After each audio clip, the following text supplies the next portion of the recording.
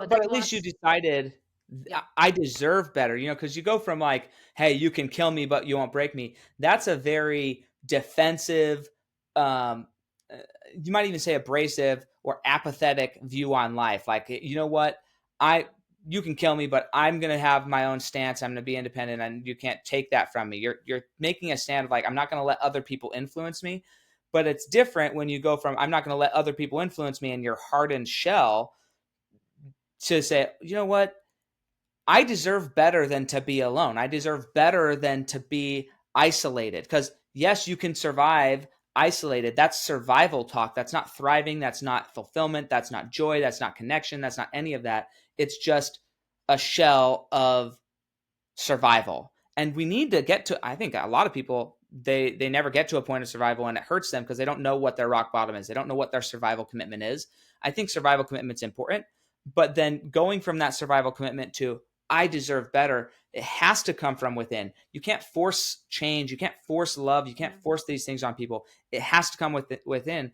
And so that you get this experience while you're doing breath work, um, and a lot of people, I think if you want to know more about breath work, you should go research it, and you should go to a retreat where everybody's doing it, and you really get the full involvement of a mentor and a coach to kind of help you coach through the process.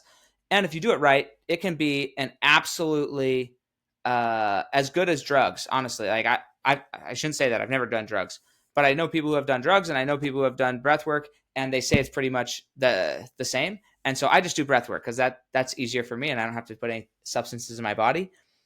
But go do this and have an experience, because it may not be the same experience as she experienced, but it could be a similar one. So you have this experience. How long between that experience and when you started to identify? Well, let's even go back further. How long until I were able to forgive yourself? I'm curious about what was the experience when you decided to forgive yourself? Because I presume that happened before you started forgiving other people. Is you forgave yourself? No, first started forgiving other people. Interesting. Yeah. With me, started first forgiving other people. I was 25. It's clear in my mind. I was on the roof. We were repairing a roof.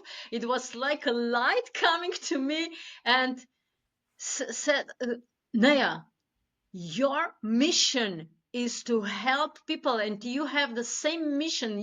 You have awakening call like priests have the same type of calling.